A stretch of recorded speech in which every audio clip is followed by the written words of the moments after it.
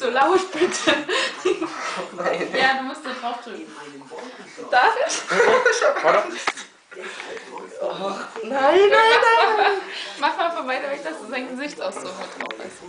Oh, hier ist es halt so scheiße. Weil wenn das hier jeder sieht, weißt du, ich bin halbnackig. Hast du jetzt Ja. echt...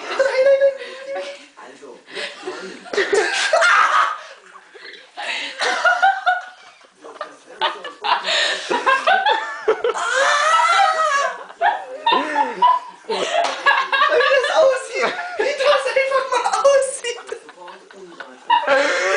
So kann ich doch nie wieder rumlaufen, weil die wachsen doch nie wieder nach.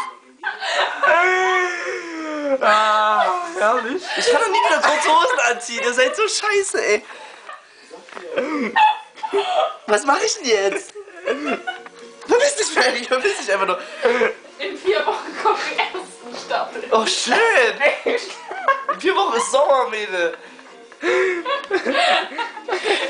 Komm, zieh's ab. Nein, soll ich sagen? Ja. Aber ich würde jetzt noch viel mehr weh. Oh nein.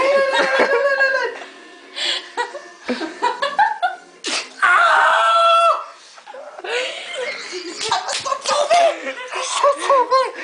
Au, geh da weg. Hier ist es nicht so schwer, hier ist es mir egal. Aber... Ich finde, du bist das größte Arschloch, dass du das da drauf gehst. Ohne Scheiß. Alter. Philipp, ich gebe dir nie wieder nette Aufgaben. Hör auf mich zu filmen jetzt. Alter. Aber wie schön braun ich bin. Das stimmt. Ne?